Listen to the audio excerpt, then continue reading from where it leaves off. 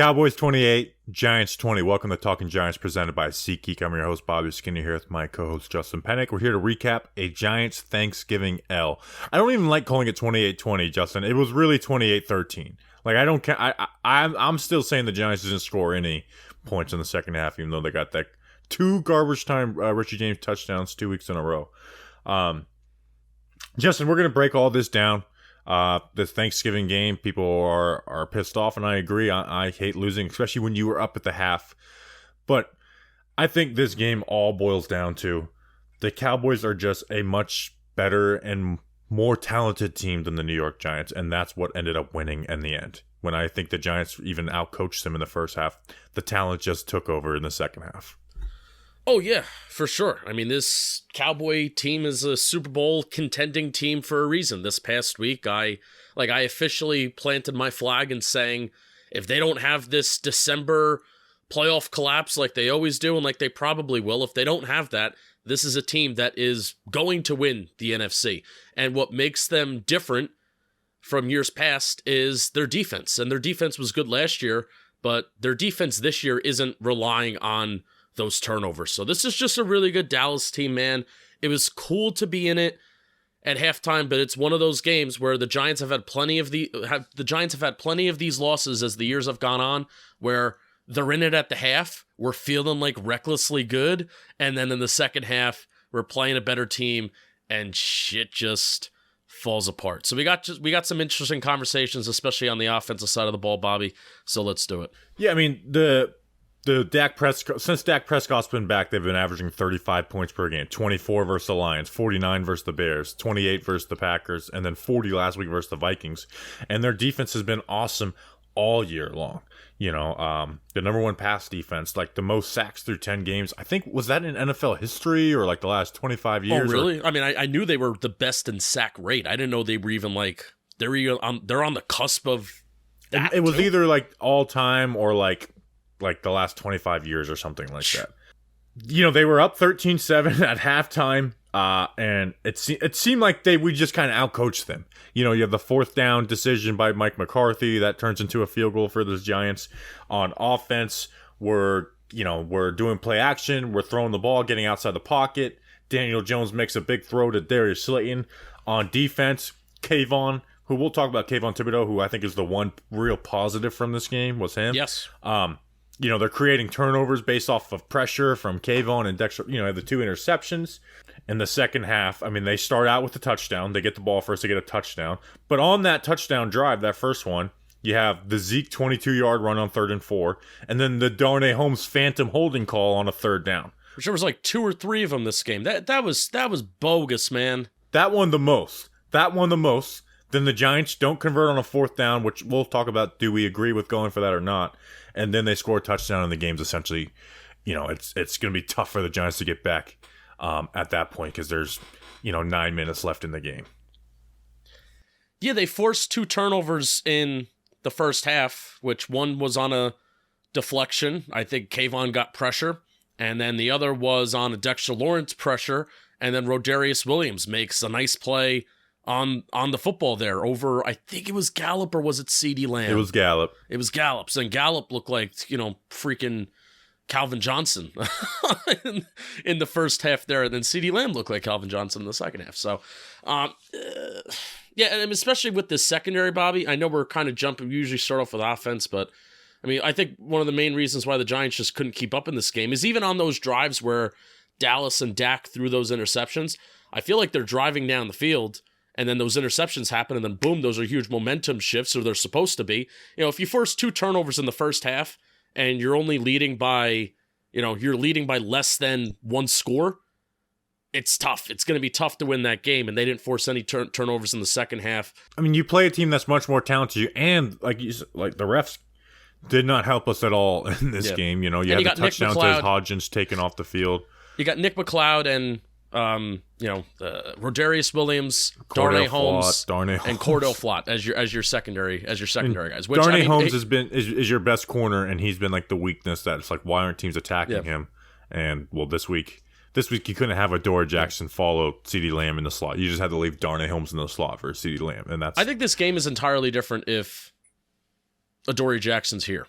I know CeeDee Lamb also had a really good game the first time that we played them, but I just feel like the plays that CeeDee Lamb had success on, if Adoree Jackson is here, I think this game is entirely different. So again, I hope that punt return was worth it. Yeah. It still makes me mad that that's the reason why Adoree Jackson is not playing is the punt return. Yeah. The most devastated I've felt after an injury in a while. But let's talk about our offense. Do you want to start negative first and have like a what's wrong with Saquon Barkley conversation? Because I think that if there's, like we said, we're out more talent on the Cowboys roster. But if there's one like big negative takeaway from this game that lasts more than just this individual game is like Saquon Barkley doesn't look good. Well, yeah, I think we need to start there because if Saquon Barkley and the Giants running game can't get going, versus a bad running defense, there is no Giants season. There is no Giants season from here on out. Yeah, and that's the thing is we're not playing the best rush defense in the NFL, and I know teams are stacking the box on them, but last week 15 carries for 22 yards. This week 11 carries for 39 yards. So the last 2 weeks he's averaging 2.3 yards per carry. His longest play over the last 2 weeks is 10 yards. Justin, it's we'll talk about the shoulder, and he's definitely not running through contact. And it seems like every time he's meeting contact, he's getting stopped there. He's not getting forward. But he also does not look very fast. And that's the worrisome thing to me, because I don't know how the Giants rushing into this Giants offense works without even if Saquon's not the most efficient like he was the first 5-6 games of the year, at least you could count on him for some big plays, and you haven't gotten that. And it's not just like, oh, they've done a good job of like funneling it in and shutting it down. It's like, no, he just doesn't look like he has that ability. And the play that pissed me off the most about Saquon Barkley, not pissed off, but it's like worried me the most, was the play before that fourth down, the 4th and 1, where DJ threw it a little behind and Saquon dropped it. The third down, Saquon catches it with some space, and you're like, all right, first down. And he just doesn't even, he gets like a yard of the sticks by like it was like, wow, it's like, dude, you couldn't make one guy miss, So if the shoulder's not, great, I understand that, but that's what worries me more than anything is like a guy who's been used as a bell cow. It looks like his legs are going a little bit. Yeah, not sure why a shoulder injury would impact quickness and speed, but Gary Brightwell, who, I'm sorry, I think you would agree with me, Gary Brightwell's not a very good running back. He's a third-string running back, kind of used sparingly for a reason. Gary Brightwell looked quicker and more explosive than Saquon Barkley did today. Yes, absolutely. And that's crazy. That's insane. And I think he's lost a little confidence, where makes him a little more hesitant. Yeah. Bobby, on November 3rd, Saquon Barkley was on pace for over 400 touches this year. That's insane. And almost all carries too. It's not like he's having 90 catches like his rookie year. It's almost all handoffs. His rookie year, he had 352 touches, so that's 48 more. He was on pace on November 3rd. He's definitely not on pace for that anymore, but he still has 244 total touches so far this year. The second highest of his career was 269 from 2019, his second year. So, you just have to. The thought does creep into your brain, especially when you're looking at Saquon Barkley. He is not as explosive as he was the first couple weeks of the season. The thought just has to creep into your brain of, is the usage kind of getting to him? And I'm asking that as a question because I don't know. Obviously we're not in the training rooms and stuff, but that, like you said, there's no one who's not thinking that right now, being like, oh gosh, is he getting a little worn down? Like, is it more than a shoulder?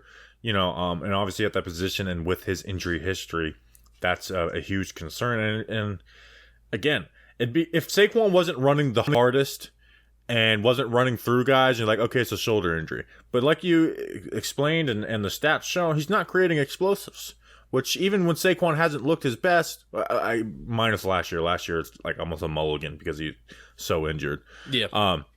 But even like 2019, where he was not having like super efficient games, getting 4 to 5 yard carries, he still averaged like 4.9 yards a pop. Had a bunch of look at his highlights from it. Like, he created points for the Giants because he just created all these big plays. We haven't seen that. I mean, even the Texans game where he was efficient, like his longest carry was what, like 9-10 yards? Yeah, I mean, Gary Brightwell had 2 runs of 10-plus yards today.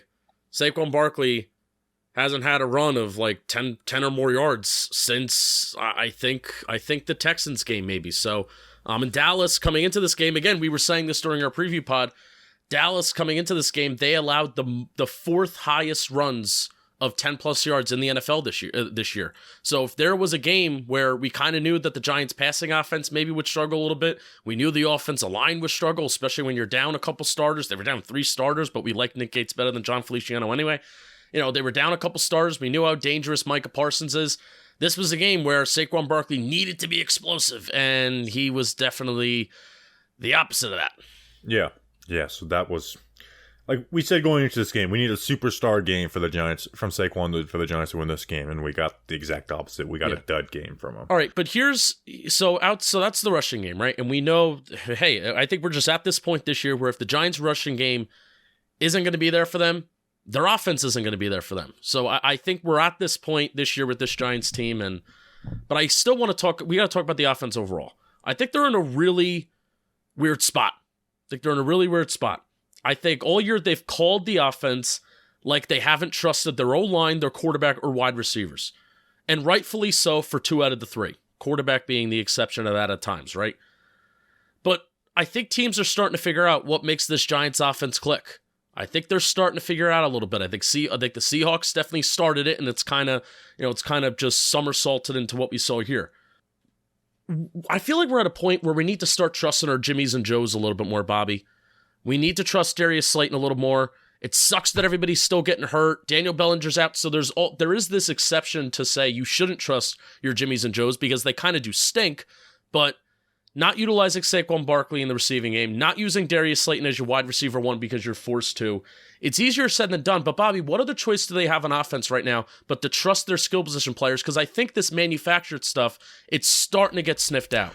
And I think Washington, this next game will tell the story. Like, I don't want to be too reactionary because this Dallas team is talented. They're the number 1 passing deep. Like versus the Cowboys, like we've talked about having more drop back passing offense. Versus the Cowboys, it's like, well, we're not going to call for that because you're never like. It's one thing to be like, no, they rush the passer well. Versus this game, there was never a clean pocket, never. And even when you were doing the boot stuff, like it was a lot of stuff was under duress, and some of the biggest plays were like DJ hanging on. In the first half, and then you had to do deep, but like even deep passes aren't like predicated on a great great protection. What's great protection is being able to go off of your deep pass to a deep cross, or those some like crossers down the field. Deep passes, you actually don't need a ton of protection to get those off, and even the Darius Slayton big catch. I mean, Mark Gawinski got his ass whooped and DJ was throwing with the dude right in his face. So even when they did convert that, they had O-line issues. But I think Washington and the rest, like even this Dallas team is just so talented on defense with what they do that like I don't want to totally judge like Saquon. We need is worth like long term. The passing offense. I mean, one, we know it wasn't ever going to be great this year, anyways. But I'm not I'm not going into this Washington game being like we're totally exposed. Like I still think Washington is a pretty evenly matched game. Yeah, no, for sure. I mean, ultimate outlook on this Giants season is they need to win 2 games to have a shot at the wild card, and if they win 3 games, you feel confident that they're in the playoffs. I think they're going to win 10 games this year still. Okay, all right. So I think 9 at the minimum. Like at the worst, you split with Washington. And then you beat the Colts. You got to beat the Colts, yeah. I mean, we knew after that Detroit game too. We knew that defense was the last bad defense that we were going to play. Yeah. I mean, all these defenses that we have now coming up on this schedule, that they're going to be good defenses, and it's going to be tough for this Giants team to either throw the ball or run the ball. I don't think there's any defense that's on the schedule that's just completely, totally balanced. I think like teams like the Eagles and the Cowboys, you should be able to run the ball on them. We didn't this game. And then teams like the Colts and Washington, you should be able to throw the ball on them a little bit, but they have better run defenses. So yeah, we'll see how it works. But I just had that thought, man, where I want to be in a spot to trust Darius Slayton a little bit more. Like, you're telling me that Isaiah Hodgins And, we see Richie James at times just run a route and they can get, like, separation from a drop-back offense. But then you remember that the line's bad. So there's all these different things. We'll see how it plays out. Yeah, the line makes it hard to do anything versus the Dallas Cowboys. Yeah. The line versus the rest of the teams will be, like, not great, but not, like, just totally... Like, there was never a clean pocket. And we'll talk... Andrew Thomas gave up 2 sacks in this game. Yeah. Like, there's no winning that game. All right, let's talk about Daniel Jones. Because I feel like we got to talk about the offense. It needs T-shirts. Like, they need T-shirts. They need True Classic tees. And True Classic is on a mission to maximize men's confidence by making them look good. We need this passing offense to look good. It needs good T-shirts. True Classic has already helped over 2 million men look great in their tees, and now you can save big while you do so. Get 25% off True Classic with my... This is not Justin's. No, this not is mine. My exclusive link. TrueClassic.com/Giants. And the discount doesn't stop there. You'll save even more during their site-wide sale. I like the True Classic T-shirts. They make fellas of all. I'm 6'7". It makes me feel good. Feel confident. I'm ready to go in my True Classic shirts. And what I like about them is they have very simple shirts too. And I'm very much like a white tee, black tee, gray tee type of guy. You're a simple man, some would say. Simple man radio, some would say. So get yourself or someone you love the #1 gift on Satan Claus's list. It's a gift for you, but really a gift for her. Get 25% off at trueclassic.com/Giants. Free shipping included on purchases over $100. That's 25% off at trueclassic.com/Giants. Satan Claus won't be the only one slaying thanks to True Classic. Whoa. You'll be glad you did. All right. My speech is a little off today. It's been like 15, 16 minutes. We haven't talked about Daniel. We haven't really talked about specifically Daniel Jones yet. So I don't think this is the game where you killed Daniel Jones. Definitely some plays you want back. That 4th and 1 to Saquon, it was thrown behind him. Now, the argument is going to be like, well, if he throws it in front of him, the ball might get tipped. I don't think that's going through Daniel Jones' head when he's making the throws. No. Maybe it is, but I don't think this is the game where you kill Daniel Jones because it's just, the no running game. This Dallas passing defense is the #1 passing defense in the NFL. And I thought in the first half, like he created like the Darius Slayton, big pass. There was another Darius Slayton big pass where he stumbled towards the end of it. That Chris Myrick 22-yard catch. Like the flat was open on the first read. He hangs in there and I'm yelling like, throw the flat. And it's like, nope, he gets Chris Myrick. The Hodgins touchdown, gets called. So I thought he did some good things. I don't think this is a game where if you're a Daniel Jones fan, let me just stop using fan or hater like this is Twitter. I don't think this is a game where you kill Daniel Jones. There's definitely some stuff you want back, but this is a tough game to survive, and especially when your 2 best players didn't help you much with. I mean, it's not like Thomas was getting dominated all game, but he did give up 2 sacks and another pressure. And then Saquon didn't give you anything through the ground or the air. So I don't have really any big takeaways from Daniel. Like, what we've said throughout the year, if you really want to go at Daniel Jones, go at the way that they are building the offense. But there's great rebuttals to that with the offensive line and receiver issues too. Which that's basically been like my whole back and forth that I've had with myself this episode. It's just so frustrating that Daniel Jones hasn't been given the opportunity to try and elevate the offense. And again, the rebuttal is, but Justin, they have a bad O-line and they have bad receivers. And I can't disagree with you. It's just where this Giants team is kind of at. We didn't see the 3rd down magic today. We certainly didn't. The Giants were 3 for 11 on 3rd down. They converted a 3rd and 1, a 3rd and 3, a 3rd and 2, and a 3rd and 3. They didn't convert a 3rd down of 3 or longer. And their average on 3rd down today was 7.4. I mean, that's kind of been the Giants' status quo throughout this entire season. So, in wins, you're going to give credit for Daniel Jones. And wow, he really converted those 3rd and longs. And the Giants found a way to convert, and Giants found a way to survive and win this game, even though they had 3rd and longs. But when you lose the game, you're like, well, the offense can't get into so many 3rd and longs. That's just how it kind of goes. So again, Daniel Jones just isn't being given the opportunity, I feel, to really elevate the play of the offense. And I just think it's by design because everything else is around him is bad. I don't know. So we knew the whole offensive line would suck for the most. I mean, I'm very interested to rewatch and go watch Nick Gates specifically because there wasn't a play where I'm like, Nick Gates got beat, so that's exciting. And we should bench John Feliciano's ass.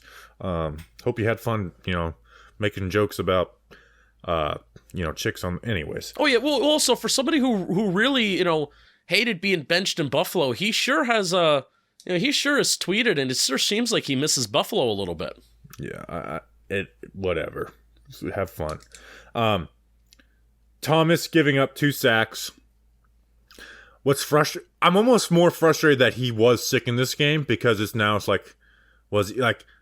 so he's gonna face Micah Parsons twice a year for the next 10 years. Which Micah Parsons is, he's amazing. He's nothing short of amazing. So he's not gonna win every battle of that. But I just. You know me. I hate seeing Andrew Thomas lose reps. Yeah. He wasn't out there getting dominated, but he lost. He gave up a pressure in the first half and then the 2 sacks in the second half. We do have some evidence. The last time the guy was sick was that Patriots preseason game where it was bus talk, and then he comes out and has an awesome 2021 season. So is Chase Young back? I think he got activated. I don't know if they want to play him, but he is activated he was activated because the 21 day window was closing. So I don't know if he's actually healthy or they just had to activate him. All right, well, either way, whether it's Montez Sweat, Chase Young, I'm excited for Andrew Thomas to recover next week. Yeah, Andrew Thomas is the last player that I'm reacting to about this game because Micah Parsons, if Patrick Mahomes isn't a player in the NFL, and maybe Justin Jefferson, Micah Parsons is the MVP this year. I know our show is not about, we do our best to not talk about Twitter or act like we're arguing with Twitter on the show. Yeah, it got bad. I think this past week I've just been a bit annoyed by Twitter for a lot of things. we got a lot of stuff going on behind the scenes, with some family stuff, good and bad. But I lost it at the end of the game on Twitter, and people being like, oh, this post sucks, like your video on Instagram. It's like, shut up, okay? Justin singing at halftime has nothing to do with the fucking game. Shut up with your little brains. And then when Andrew Thomas gave the sack, I got a bunch of people tweeting me like, awards now, like sarcastically. Yeah, like, are you on guy, crack? Yeah. Have you watched Andrew Thomas all year? No, what are they we haven't. doing here? No. And then I told Odell to get a job. I was very. Twitter has not gotten to me for a while. I think the last 3 days it just has. Odell Beckham Jr. has done nothing for the Giants, and I'm going to my brother's wedding on Saturday, and I'm recharging. I'm done, and then Twitter can't bother me ever again. Yeah, no, don't let it. And of course you're the Andrew Thomas guy, so you're going to take that. But again, Andrew Thomas allowing 2 sacks to a top 5 player in the NFL right now, not one of the top things on my priority list. What is a top thing on my priority list? Believe it or not, can't believe I'm talking about this. So you keep on saying Isaiah Hodgins. Was it a Lawrence Cager or Hodgins touchdown that was taken off the board? Hodgins. Cager was that first 20-yard catch. Okay, all right. So Hodgins, that touchdown was being taken off the board. Brian Daboll, and when you win the game, it doesn't matter. When you lose the game, it matters. Brian Daboll and this offensive coaching staff, every fucking week, get plays taken off the board because there are ineligible men downfield. And every week, Brian Daboll freaks out at the officials. It's like, bro, you gotta know it's coming. You gotta know it's coming. We saw Kadarius Toney's biggest play in the Giants this year get taken off the board. We saw a touchdown get taken off the board this week. So, they gotta figure that out. They gotta figure that out because that is a huge difference-changing play this game. It's one thing like last week when they had the RPO and DJ doesn't throw it and he has to hold it. Like, that's okay. That's football. This week, it's a play-action boot. Like, you got to kind of get into your... Like, come on. You do not get 4 yards down the field on that. Yeah, Jack Anderson, I get it. He's new. But it's not just Jack Anderson being new. It's every week somebody is doing it. And Brian Daboll freaks out every single week at the officials. It's like, you should know... If you're going to freak out that much, you got to know it's coming. You got to know it's coming, man. Let's talk about coaching, because Mike Kafka the last couple weeks has maybe gotten a little heat. I really don't have my only thing coming away from this game, and listen, you can always go with hindsight and pick at coaching. Be like, well, this play, and I think play calling can just become a buzzword when the offense isn't good. Like, this play calling stinks. Like, give me some actual reasons why it doesn't work. The play design I love. My only issue was that second to last drive of the game. There's 9 minutes left. You're down 2 points, and they just start running the ball. And so through 6 plays, it takes 3 minutes to run 6 plays. Are they down 2 points or 2 possessions? Sorry, two touchdowns. So they start running the ball. So they run 6 plays. That takes 3 minutes off the clock. So you go from 9 minutes to 5 minutes and 50 seconds, and you're only at the 48-yard line. And so then it's like you got to really start rushing, there. That's my gripe with Kafka. Everything else, again, there's things you could probably like no guy's going to call a perfect game, but the play designs work. They build off of it. It's not predictable. Like, there's no predictability in what their play calling is. They didn't run the ball on 1st and 10. They ran that play action boot stuff, and it actually worked a little bit. Yeah. There was 1 second and long run. If it's not like we're running the ball 4 times on 2nd and long. There was 1, but the running the ball at the end bothered me. Also, can we so you can say what you want to Kafka. I want to talk about that Dable 4th down decision. Okay, yeah, we'll talk about the Dable 4th down decision, but yeah, I mean, this is just not an offense that's built from coming from behind when they have to throw the ball. Clearly, they're a team that is built from, they can come from behind. They came from behind in a lot of their victories this year, but that's when they have time. They have a second half. They have an entire 4th quarter to build off of each other there. But this is just not a team that's built from coming from behind when they can throw the ball. I mean, that's just flat out. And you even see that during the 2-minute drill and the 2-minute offense that they run, or that they don't even run, at the end of the first half. Dable goes into the locker room with these timeouts, or, it gets down to 45, 30 seconds. And yeah, I don't know why they didn't call it timeouts. We still have 2-3 timeouts. And again, during wins, you're not going to talk about it. But during losses, these are things you do have to talk about. It's been kind of like an all-season thing where, there are certain times where, as a fan, you always want your team to go and get as many points as possible, where, you're possibly getting no points on a 2-minute possession at the end of the first half, or you're only kicking a field goal when maybe you could have maybe put 7 points up on the board if you really went up tempo and you really utilized the timeouts when you should be using timeouts. But this staff just flat out does not believe in their ability to throw the ball. They do not believe in their ability to throw the ball out of a drop back offense. That is flat out, point blank, no ifs, ands, or buts about it. Yeah, and it'd be one thing if this was like an outlier because you're playing the Cowboys. It's been consistent all year. No, they don't. They don't believe in their ability to throw the ball. And whether that's offensive line, quarterback, or wide receiver, we don't know. I mean, I honestly lean mostly wide receiver at this point, because do you remember how Darius Slayton was just an outcast over the summer? Like, they wanted to trade him. They didn't want him on the team. They didn't give him a shot to play. No, it was Colin Johnson. See, it was the summer of Colin Johnson. Colin He's having Johnson. his highest yards per game and catch rate this year. Yeah, and so the fact that they didn't trust him and he's doing well with the limited opportunities, that makes me think that they still don't trust him. So, 4th and 1. 4th and 1. You're at your own 40. I should have tweeted it out because I hate the hindsight 4th down decision. Like, remember the Browns game? Everyone, in 2020, everyone lost on Joe Judge for going on 4th down.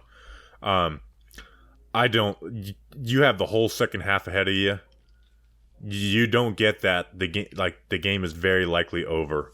I did not like that. Well, I mean, I don't think you make 4th down decisions in fear. And you have 10 guys on the field too. Well, yeah, that's also part of it. Giants have had a few times this year they've had 10 guys on the field, offense and defense. I like going for it. It's 36 inches. You're near midfield. This is a team where you have to maximize every offensive opportunity that you get. The Giants had trouble getting the ball past midfield there.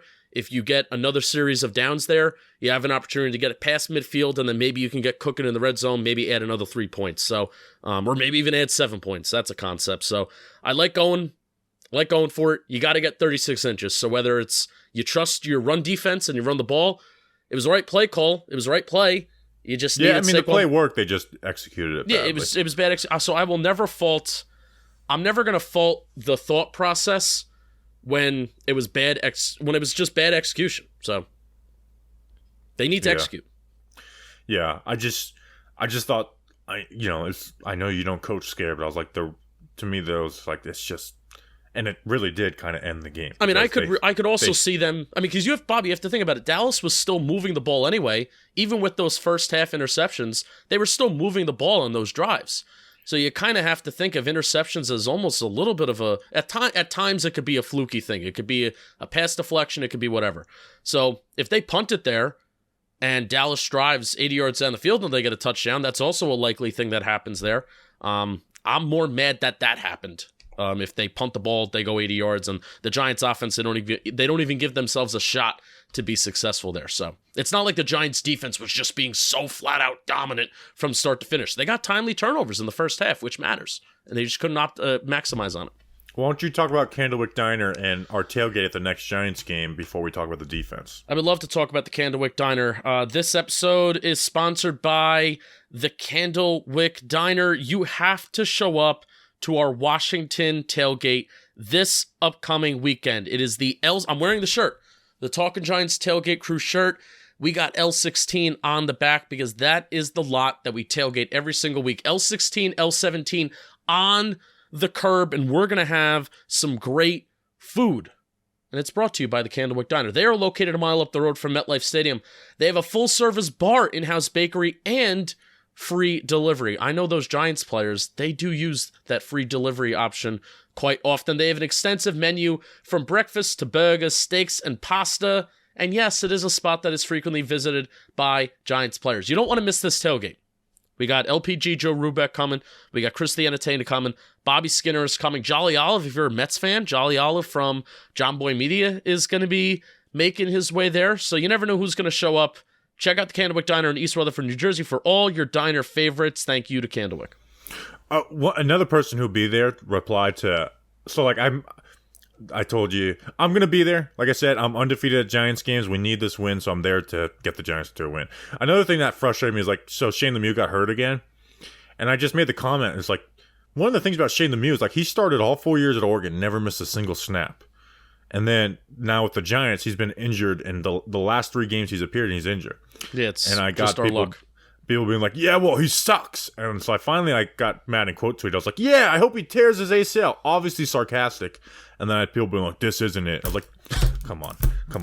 Like, you can't do win on the you think internet. the guy who talks about the Giants for a living is actually rooting for an ACL tear for Shane Lemieux? Have like one brain cell, please.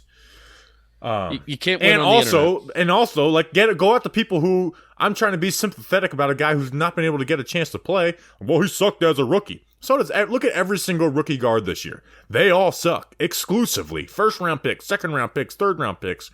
And I like having some sympathy that this guy's really never going to get a shot because he can never get to play more than a half. And like, go after those people who are like, this guy's career is falling apart because of injuries, and you're just like, I don't give a shit. Guy gave up 3 pressures in a game and a sack. You're not going to win on the internet. You're not.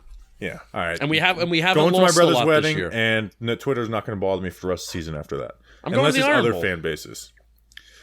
I'm going to the Iron Bowl. Of course, it's going to rain this weekend. No one's listening to this podcast, so we can rant a little bit about this. The defense. First half, Dak Prescott, 10 for 16, 116 yards, 0 touchdowns, 2 interceptions. Second and a half, 11 for 14, 145 yards, 2 touchdowns, 0 interceptions. The bad DBs just caught up to him. There was 3 third and longs they converted in the second half, including the third and goal at the 15 touchdown to Dalton Schultz. For the game, they converted 7 of 10 third downs. I'm not including a run at the end of the game when they had 3rd and 7.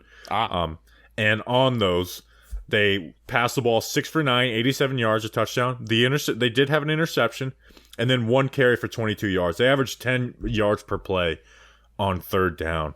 And then successful 3rd downs, they averaged like 13 yards per play. There's something about this Dallas offense that they have found something in Wink Martindale's 3rd down defense. Do you remember how I was afraid of this Dallas team the first time that we played them too? Because this Giants team was doing something that was just so crazy. And this is an entire season theme, by the way. It wasn't even just the first few weeks of the season. An entire season theme of this Giants defense has been their ability to stop teams on 3rd and short. I mean, they even did it on 3rd and short this game, and then they had a 4th down stop as well. But Dallas was still 4 for 6 on 3rd down, 5 or less. So they were successful no matter which way you kind of paint it. They were successful on 3rd and longs. They were successful on 3rd and shorts. So there's just something about this Dallas team that they've unlocked something to find how they can be successful against Wink Martindale's defense. And then really just a kind of an issue for this Giants defense all year long anyway has kind of been 3rd and longs. Like, I am, for some reason, much more comfortable when the Giants defense is in a 3rd and 3 versus a 3rd and 8. It's crazy. Yeah, I won't go that far, but I agree. I am. I kind of am at this point. They're like the best in the NFL on like 3rd and shorts, and then like all their stops were on 3rd and short. See, I'm not crazy. Yeah, but it's just human nature. I'm not crazy. I mean, their DBs just caught up to them. So do you have a problem with the way Wink called this game? Because so here's my thing: is Wink didn't go blitz man heavy crazy the whole game. He did it on 3rd down, and I'm not gonna get mad at him for the money down, being like we got to get pressure, because guess what? Like, so the touchdown to Dalton Schultz on 3rd and goal in the 15, they didn't blitz. They had they played man coverage, but they had 2 safeties high and they rushed 4, and they're able to pick them like when you're the Dallas Cowboys, you have Michael Gallup, CeeDee Lamb, Dalton Schultz. Pick the matchup you want.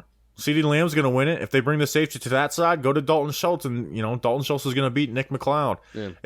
He was quiet. He was quiet at that point. It was Michael Gallup and CeeDee Lamb that were owning the game, and that's why Adoree Jackson's injury plus Xavier McKinney's injuries are like we said. This is why the Adoree Jackson injury is so frustrating, because it's a different game. It's a different. If you game. want to, if you want to be like the Giants' season's over, I don't care about Washington. They're probably not going to win those games. The thing you point to is not the offensive play calling or Saquon. The thing you point to is Adoree Jackson, because now we don't have one singular guy who can take away a guy on a play. Now it's like, all right, we could give safety help here, they'll attack here. Where before it was like, you trust Adoree, you give the safety help to this side, you play your linebackers underneath on the slot on 3rd downs to take away in breakers, and then play outside leverage with the corner. Well, now you can't do that, because their guy is going to be better than our guy. Yeah, I said it on offense about Jimmy's and Joe's. You can easily say that on defense as well with Jimmy's and Joe's, and especially it comes down to the secondary. You could say that you want Wink Martindale to play more zone. Well, it's either you're covering guys in grass or you're covering guys in front of you in grass, whether that makes sense. Like, either way, you're still covering guys. It's just a matter of how you do it. So I don't mind how Wink called this game. I don't mind it. If anything, I thought the pressure up front and bringing the pressure and guys winning their battles up front, cough, Kayvon Thibodeaux, cough, Dexter Lawrence, I thought that helped the back end tremendously. Yeah, it led to all the good things happened because of pressure up front. It wasn't just guys locked. Like, every good play that the defense made was because of pressure up front, and that's the big positive we can take away from this game. I think the noise was getting a little loud for Kayvon. We talked about it. It's like, we need, here's my giant factor for this game. It's like, we need Kayvon to step up. He did in this game. Now, he did miss that sack. That's very frustrating. Missed 2, but he was bringing the pressure. He was, like we said it, like, Tyler Smith's a rookie. You need to beat him. Well, guess what? He whipped his ass all game long.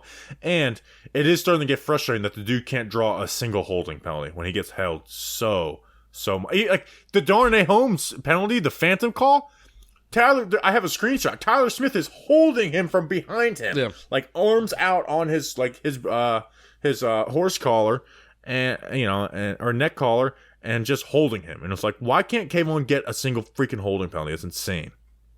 I almost wanted to tell Andrew Thomas, it's like, hey, AT, start holding Micah Parsons, because they won't call it. Refs were.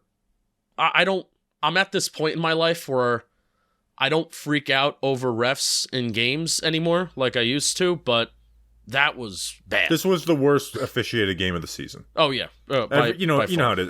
Every game there's gonna be this call. Like, it's like, well, you forgot about this call. Like, this was the worst officiated game of the season. Yeah, it was very, very bad. Kayvon did deserve. I mean, I have 9 clips, and this is just from the broadcast angle, by the way, too. Like, I'm excited for you to actually get the all 22, and you'll send the compilation for me to actually do the highlighting thing on Premiere. But I have 9 plays, a minute and 49 seconds worth of Kayvon Thibodeaux highlights, and I kind of made sure that I zoomed in on some of them so you can actually see what's going on. So I'm excited to share that. He had a 38% pressure rate. Yeah, so he finished with 5 QB hits on the day. That ties the season single high with Dexter Lawrence versus Houston, and Leonard Williams versus Seattle. So I was predicting that the game book and the NFL would only give him like 3 or 4, but they gave him 5, which was super awesome. So now here's my thing. He also had the third highest pressure rate of the season for anybody. Awesome. Dallas also made some, dummy decisions, which Detroit got away with it. And there have been teams that have gotten away with it, but Dallas made the dummy decision to put tight ends on him for a couple plays too, and he just demolished those. And that's tight what we ends. need him to do. When you get a tight end matchup, whip their ass. Yeah, he did not take advantage of that against Detroit. He really didn't. So, but even Tyler Smith, who's had a solid rookie season so far, he had him in hell. What was I gonna say? Shit. I had a really good point. Oh, Twitter. This is the last. This is like a minor reactionary point that I have. You know what it is? Twitter it's a prime time. We're recording late. That's when Twitter gets to you. Yeah, the but most. this, I'm not like you got a little mad, and hey, that's where you're at right now. I was heated last week, and I got shit for it. Now watch YouTube won't criticize you for getting heated. Anyway, so I had that tweet about Kayvon Thibodeaux 5 QB hits in a single game and how that's awesome and how that's good. Well, he didn't get a sack. Doesn't matter. Still sucks. Giants lost. Blah blah blah blah blah. I would rather have a player. This is any player, but especially Kayvon Thibodeaux. Kayvon Thibodeaux needed this game. Like, desperately needed it like, camel needs water in the middle of a desert. Kayvon Thibodeaux needed this game very badly because we were starting to, get to a point where it's like, man, are you gonna do anything like this year besides that Baltimore game? And you had a few plays against Jacksonville, but he needed this game, man. And I would rather leave this game, Kayvon Thibodeaux having the game that he had with 5 QB hits, than 1 sack. 1 sack and 1 QB hit, or 1 sack, no QB hits. I would 100% prefer this game over if he had just 1 sack and then did nothing else. 100%, because this consistent pressure is hopefully, he needs to continue this, and it needs to be consistent, and it needs to roll off of each other. Hopefully that will lead to sacks. That's the argument, that the consistent pressure is going to lead to sacks eventually. That's if there was one bright spot from this game. It's what would be if we're gonna lose? That was the only bright spot from this game. What? Yeah, it's but you're saying you get one bright spot. What would you want to be Kayvon has a game? Well, guess what? Kayvon had a game. Yep, 100%. Well, I hope that you come away from the game also saying that Nick Gates played well. Yeah, I gotta go rewatch that intently. So I'm excited to hear what you got to say about that. But that was awesome job by Kayvon. Also, Dexter Lawrence didn't have the game that we've come to know him for this year. But I will say I've seen him do things to Zach Martin that most a few times that most guys cannot do versus Zach Martin, who's a first ballot Hall of Fame guard, which is to get that recognition as a guard is hard to do. And he had a holding called on him.